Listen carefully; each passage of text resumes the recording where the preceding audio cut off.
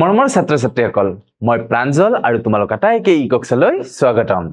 ছাত্ৰ-ছাত্ৰীসকল যোৱাটো ক্লাছত আমি শিকিলো অনুশীলনীৰ অংকবোৰ তেনেহলে আহা আজিৰ ভিডিওটোত আমি কি কি শিকিবলৈ গৈ আছো তাক জানিবলৈ আজিৰ ভিডিওটোত আমি শিকিবলৈ গৈ আছো সংখ্যা লিখাৰ ভাৰতীয় পদ্ধতি আৰু আন্তৰ্জাতিক পদ্ধতি বা প্ৰণালী লগতে আজি আমি শিকিম যে ভাৰতীয় সংখ্যা প্ৰণালীত আমি কমাবোৰ ক'ত বহাম আৰু আন্তৰ্জাতিক সংখ্যা প্ৰণালীত আমি কেনেকৈ কমাবৰ বহাম তেনেহলে আহা ছাত্ৰ-ছাত্ৰীসকল পলম নকৰি আজিৰ ক্লাছলৈ আগুৱাই যাও ইয়াত মন কৰা তালিকা এখন দিয়া আছে এই তালিকাখন তোমালোকে পজ কৰি ভিডিওটো পজ কৰি লিখি ৰাখা আৰু ইয়াত কি দিছে চোৱাচোন ভাৰতীয় পদ্ধতিত সংখ্যাবোৰ কেনেদৰে লিখে সংখ্যা লিখাৰ ভাৰতীয় পদ্ধতি যেটো ভাৰতীয় পদ্ধতি তাত ক্ৰমে এককৰ গোট থাকে হাজাৰৰ গোট থাকে লাখৰ গোট থাকে আৰু কোটিৰ গোট থাকে এককৰ গোট যেটো থাকে তাত কি থাকে একক দশক আৰু শতক থাকিব হাজাৰৰ গোটত থাকিব 1000 আৰু 10000 বা 10000ক আমি কি বুলি কও অযুত বুলি কও তেনেকৈ লাখৰ গোটত কি থাকিব 1 লাখ বা 10 লাখ 10 লাখক অৱশ্যে নিযুত বুলিও কয় কি বুলি কয় নিযুত বুলি কয় নিযুত বুলিও কয় 10 লাখক নিযুত বুলিও কয় আৰু কোটিৰ ঘৰত কি থাকিব 1 কোটি আৰু 10 কোটি এতিয়া হাসুদ নহলে ছাত্ৰ-ছাত্ৰীসকল আমি সংখ্যাবোৰ কেনেকৈ সাম পঢ়িলো এবাৰ এককৰ গোটত থাকিব একক দশক আৰু শতক আৰু একক যেতিয়া থাকিব তাতে কেইটা অংক থাকে এটা অংক থাকে দশকলৈ থাকিলে তাত কেইটা অংক থাকে দুটা অংক থাকে শতকলৈ তিনিটা হাজাৰত চাৰিটা 10000ত বা অযুতত থাকে পাঁচটা অংক তেনেদৰে লাখত থাকে 6টা অংক 10 লাখত থাকে 7টা অংক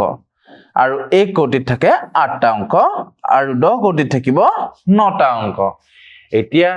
আমি আন্তৰ্জাতিক সংখ্যা প্ৰণালীত আমি কেনেদৰে সংখ্যাবোৰ পঢ়িম চাও আহাচোন যেতিয়া আমি আন্তৰ্জাতিক পদ্ধতিত পঢ়িম তেতিয়া মন কৰিবা সংখ্যা লিখাৰ আন্তৰ্জাতিক পদ্ধতি আৰু ইয়াত কি গোট থাকে চোৱা এককৰ গোট থাকে হাজাৰৰ গোট থাকে মিলিয়নৰ গোট থাকে বিলিয়নৰ গোট থাকে বা তাৰ পিছত ট্ৰিলিয়নৰ গোট থাকিব এতিয়া এককৰ ঘৰত ইয়াতে কি থাকে এককৰ গোটত একক দশক আৰু শতক হাজাৰৰ গোটত কি থাকে হাজাৰ 10000 আৰু 100000 তেনেধৰণে মিলিয়নৰ গোটত থাকে মিলিয়ন 10 মিলিয়ন আৰু 100 মিলিয়ন তেনেধৰণে বিলিয়নৰ গোটত থাকে বিলিয়ন 10 বিলিয়ন আৰু 100 বিলিয়ন এতিয়া ছাত্ৰ-ছাত্ৰীসকল ভাৰতীয় পদ্ধতি আৰু আন্তৰ্জাতিক পদ্ধতিত কি তোমালোকে মিল দেখিছো আমি এককৰ গোটটো চোৱা ভাৰতীয় সংখ্যা প্ৰণালীত একক দশক আৰু শতক আছিল তেনেধৰণে আন্তৰ্জাতিক পদ্ধতিটো বা আন্তৰ্জাতিক প্ৰণালীটো কি আছে একক দশক আৰু শতক আছে এককৰ গোটত তেনেধৰণে হাজাৰৰ গোটত যদি চোৱা ভাৰতীয় সংখ্যা প্ৰণালীত হাজাৰৰ গোটত আছিল 1000 আৰু 10000 বা অযুত কিন্তু ইয়াতে হাজাৰৰ গোটত কি আছে 1000 10000 আৰু 100000 মানে তিনিটা ঘৰ আছে বাকি মিলিয়ন আৰু বিলিয়ন আন্তৰ্জাতিক পদ্ধতিত আহে কিন্তু ভাৰতীয় সংখ্যা প্ৰণালীত কি আহে লাখ কোটি ইত্যাদি আহে তেনেহলে ছাত্ৰ-ছাত্ৰীসকল নিশ্চয় তোমালোকে আন্তৰ্জাতিক সংখ্যা প্ৰণালী আৰু ভাৰতীয় সংখ্যা প্ৰণালীৰ প্ৰভেদ আৰু মিলটো বুজি পাইছা আৰু এই সংখ্যাবোৰ আমি কেনেধৰণে পঢ়িম হেয়া আমি আগলৈ শিকি গৈ থাকিম আহা তেন্তে ছাত্ৰ-ছাত্ৰীসকল তাৰ পিছত আমাক কি দিছে চাও আৰু বুজিবলৈ চেষ্টা কৰো এবাৰ আমাক এটা নোট দিছে আৰু এই নোটটো তোমালোকে কপিত লিখি ৰাখিবা দুইখন তালিকা আগত যি দেখালো সেই তালিকাকেইখনো তোমালোকে বহিত ধুনীয়াকৈ লিখি ৰাখিবা আৰু বুজিবলৈ চেষ্টা কৰিবা ইয়াত নোটত কি দিছে চোৱাচোন ইয়াত নোটত কৈছে যে মিলিয়নতকৈ ডাঙৰ সংখ্যাবোৰক প্ৰকাশ কৰিবলৈ আন্তৰ্জাতিক পদ্ধতিত কি ব্যৱহাৰ কৰা হয় বিলিয়ন ব্যৱহাৰ কৰা হয় আৰু এই বিলিয়ন মানে 1 বিলিয়নত কিমান থাকে 1000 মিলিয়ন থাকে অৰ্থাৎ 1000 মিলিয়ন লগ হলে 1 বিলিয়ন বুলি কম আমি নিশ্চয় বুজি পাইছা তেনেহলে ছাত্ৰ ছাত্ৰীসকল আহা তাৰ পিছৰ স্লাইডলৈ এইবাৰ আমাক দিছে চোৱা অন্য এটা টকা এইখিনিও তোমালোকে লিখি ৰাখিবা যি দুখন তালিকা প্ৰথমতে মই দেখালো সেই তালিকা দুখন তুলনা কৰিলে আমি কি কি পাম চাবাচোন তালিকা দুখন যদি আমি তুলনা কৰো তেতিয়া আমি কি পাও যে 100 কোটি যদি হয় তেতিয়াহলে 1 বিলিয়ন হয় কেনেকৈ হয় মই আগলৈও দেখুৱাই দিম বাৰু 100 কোটিত 1 বিলিয়ন হয় তেনে ধৰণে 1 কোটি হলে 10 মিলিয়ন হয় কেনেকৈ হয় চোৱাচোন এইটো আছিল 1 কোটি একক দশক শতক হাজাৰ অযুত লাখ নিযুত কোটি 1 কোটি আৰু 1 কোটিটোত যদি মই আন্তৰ্জাতিক পদ্ধতিত যদি কমাটো দিও তেতিয়াহলে নিশ্চয় এনেকে তিনিটা সংখ্যাৰ মুৰে মুৰে দিব লাগিব তেতিয়া চোৱাচোন ইয়াত হেকত কি ৰৈ গল 10 ৰৈ গল আৰু 10 মিলিয়ন হ'ব যেহেতু এইখিনি মিলিয়নৰ আছিল এইখিনি এককৰ গোট আছিল এইখিনি আছিল হাজাৰৰ গোট আৰু এইখিনি আছিল মিলিয়নৰ গোট গতিকে কিমান হল 10 মিলিয়ন হল এনে ধৰণে আমি কৰি চাব পাৰো তেনে ধৰণে 10 লাখত যদি চোৱা 10 লাখ সমান 10 লাখ সংখ্যাটো এনে ধৰণে ভাৰতীয় সংখ্যা প্ৰণালীত লিখিব পাৰি কমা দিলে আৰু এয়া হৈছিল আন্তৰ্জাতিক পদ্ধতি গতিকে 10 লাখ সমান কি কৈছে 1 মিলিয়ন বুলি কৈছে তোমালোকে এইবোৰ মনত ৰাখিবা তেনে ধৰণে 1000 মিলিয়ন হলে কি হয় 1 বিলিয়ন হয় এইমাত্ৰ আমি এই কথাটো শিকিলো নহয় জানো ছাত্ৰ ছাত্ৰীসকল আকৌ হেকত দিছে যে 100000 হলে কি হয় 1 লাখ হয় আৰু ইয়াৰে তুমি মাজত কি কৰিবা এটা তুমি সমান চিন দিবা 100000 টো কিহৰ আছিল 100000 টো আছিল আন্তৰ্জাতিক পদ্ধতি আৰু ইয়াত যেটো 1 লাখ আছে এটো আছিল ভাৰতীয় প্ৰণালী আৰু তোমাৰ আন্তৰ্জাতিক প্ৰণালীটোক আমি এনে ধৰণে তুলনা কৰিব পাৰো আৰু ইয়াত খালি তোমালোকে মাজত এটা সমান চিন দি দিবা তেনেহলে ছাত্ৰ ছাত্ৰীসকল আহাচোন তাৰ পিছত আমাক কি দিছে চাও আৰু কৰিবলৈ চেষ্টা কৰো আহা এইবাৰ আমাক কৈছে কমাৰ ব্যৱহাৰ ইতিমধ্যে আমি কৈয়ে আহি আছো যে কমা কেনেকৈ দিব লাগিব তাকো আমি শিকিম তেনেহলে ছাত্ৰ ছাত্ৰীসকল আহাচোন আজি আমি শিকিলো ভাৰতীয় প্ৰণালী আৰু আন্তৰ্জাতিক প্ৰণালীত আমি কেনে ধৰণে কমা বহুৱাম আহা তেন্তে ছাত্ৰ ছাত্ৰীসকল ডাঙৰ সংখ্যা লিখতে সাধাৰণতে আমি কি ব্যৱহাৰ কৰো কমাটো ব্যৱহাৰ কৰো আৰু কমাটো কেনে ধৰণে লিখে এনে ধৰণে লিখে তাৰ পিছত কৈছে যে ভাৰতীয় পদ্ধতিত একক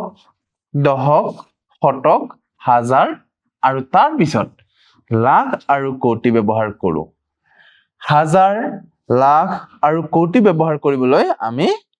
কি ব্যৱহাৰ কৰো কমা ব্যৱহাৰ কৰো অৰ্থাৎ ভাৰতীয় সংখ্যা প্ৰণালীলৈ যদি আমি যাও তেতিয়া হলে তোমালোকে দেখা পাবা একক দশক শতক হাজাৰ অযুত লাখ নিযুত কোটি বা 10 কোটি এনে ধৰণে আমি আগুৱাই যাম এতিয়া এই সংখ্যাবোৰত যেতিয়া আমি কমা বহুৱাম অৰ্থাৎ হাজাৰতকৈ কম যদি হয় তেতিয়া হলে আমি কমা বহুৱাব নেলাগে কেতিয়া আমি কমা বহুৱাব লাগে যেতিয়া হাজাৰ বা তাতকৈ মানে 1000 বা তাতকৈ যেতিয়া বেছি হয় তেতিয়া আমি কমা বহুৱাব লাগে সংখ্যাবোৰত যদি আমাক কমা বহুৱাব কয় বিশেষকৈ ভাৰতীয় প্ৰণালীত কেনে ধৰণে বহুৱাব লাগে আহাচোন এইবাৰ আমি চাই লও কেনে ধৰণে আমি কমাবোৰ বহুৱাম প্ৰথম কমাটো আহে কোন শতকৰ ঘৰৰ পিছত আহে অৰ্থাৎ হো হাতৰ পৰা তৃতীয় স্থানত বহে কোনটো স্থানত বহে তৃতীয় স্থানত আৰু ই কি বুজায় হাজাৰ ফুচাই বা হাজাৰ বুজায় ইয়াৰ পৰা দুটা স্থানৰ পিছত অৰ্থাৎ পঞ্চম স্থানত দ্বিতীয় কমাটো আহে আৰু ই 10000 স্থানৰ পিছত আহে আৰু ই কি হুচাই লাখ হুচাই তৃতীয় কমাটো তাৰ ঠিক দুটা স্থানৰ পিছত অৰ্থাৎ হতৰ পৰা 7টা স্থান পিছত আহে মানে সপ্তম স্থানত আৰু ই কি বুজায় ই 10 লাখৰ পিছত আহে আৰু ই বুজায় কোটি অৰ্থাৎ প্ৰত্যেকটো কমাই কি বুজাব হাজাৰৰ আগত আমি এটা কমা বহুৱাম লাখৰ আগত এটা কমা বহুৱাম আৰু এটা কমা বহুৱাম আমি কোটিৰ আগত এটো কেনে ধৰণে লিখো চাবাচোন এটা যদি মই সংখ্যা লিখো ধৰিলন মই যিকোনো এটা সংখ্যা লিখিলো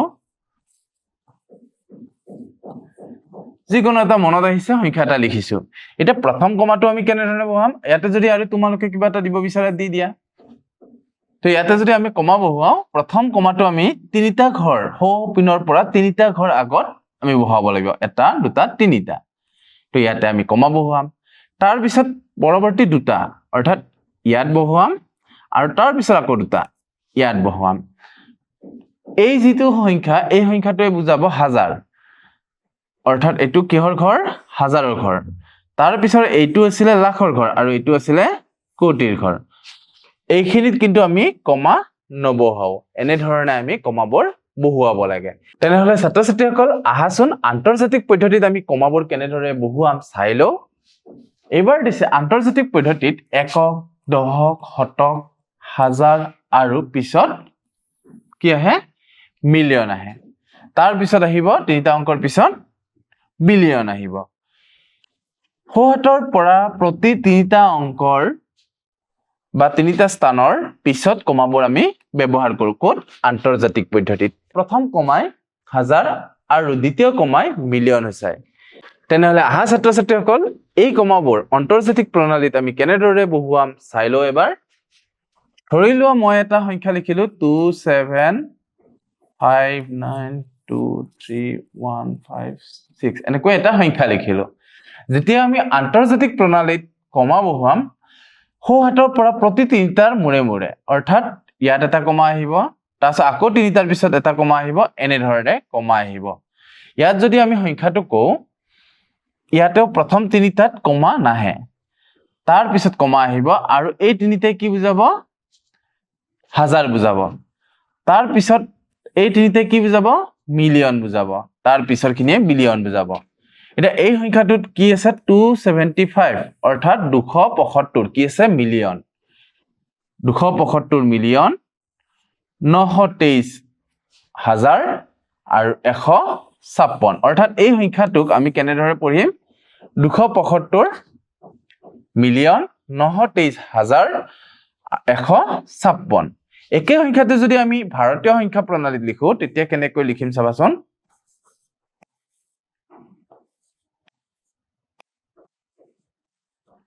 যদি ভাৰতীয় সংখ্যা প্ৰণালীত আমি লিখো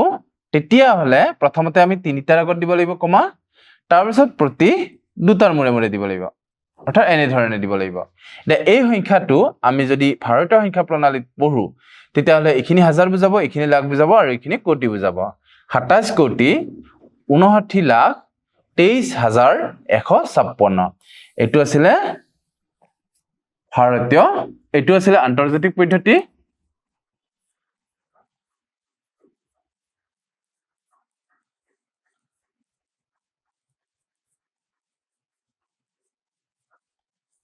আৰু এটো আছিল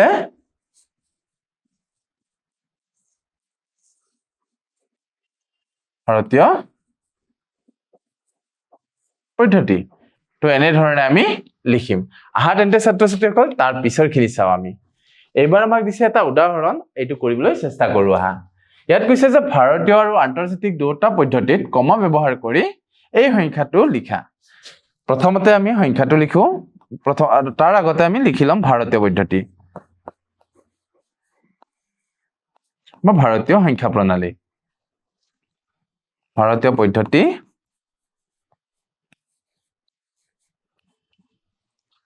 আৰু এটাত লিখিম আমি আন্তৰ্জাতিক পদ্ধতি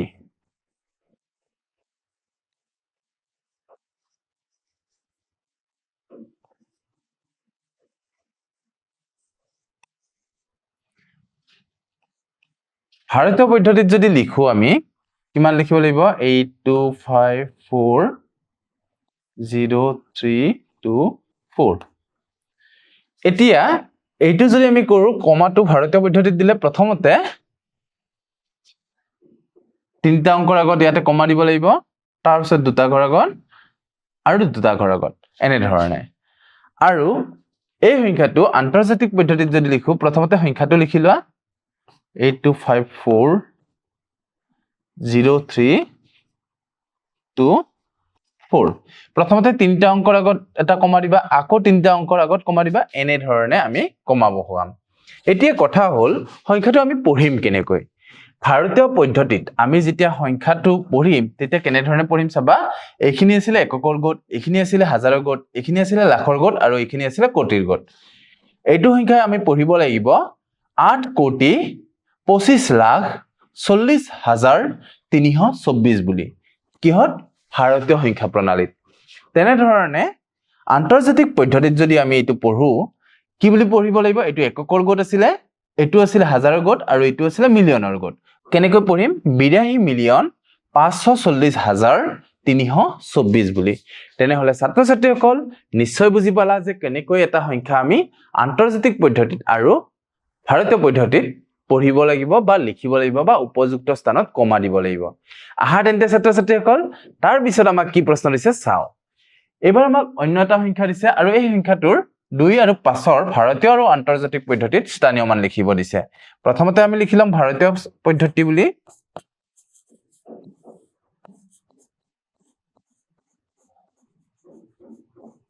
ভাৰতীয় পদ্ধতি আৰু আন্তৰ্জাতিক পদ্ধতি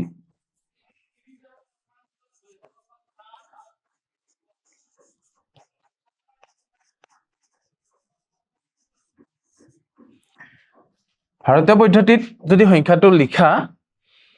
তেতিয়া হলে ইয়াত মন কৰিবা 2 টো কোড আছিলে আমাক 2 আৰু 5ৰ কথা কৈছে 2 ইয়াত আছে আৰু 5 ইয়াত আছে ভাৰতীয় পদ্ধতিত প্ৰথমতে কমাটো দিয়া তো এনেকৈ কমা দিম আমি ভাৰতীয় পদ্ধতিত দিব লাগিলে 3টাৰ আগত তাৰপিছত 2টাৰ আগত এনেকৈ দিম তেতিয়া 5ৰ স্থান হ'ব প্ৰথমতে 2 টো লিখি লোৱা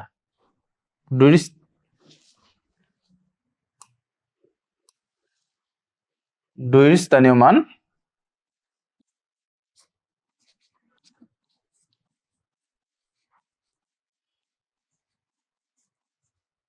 কি বুলি লিখিম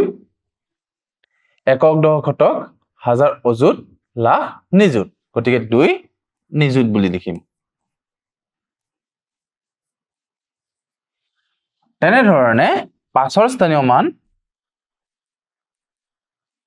আমি কি লিখিম 5,000 বুলি লিখিম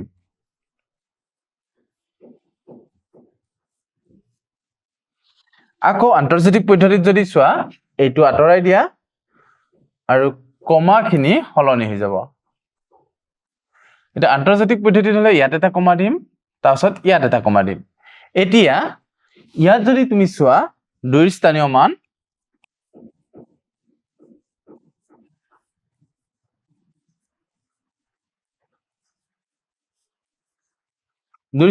কিমান হ'ব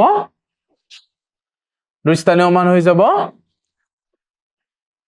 মিলিয়ন 2 মিলিয়ন 2 কি হৈ যাব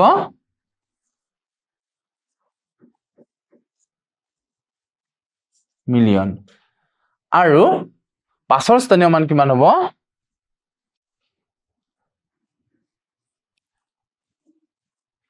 5ৰ স্থানীয় মান হৈ যাব 5,000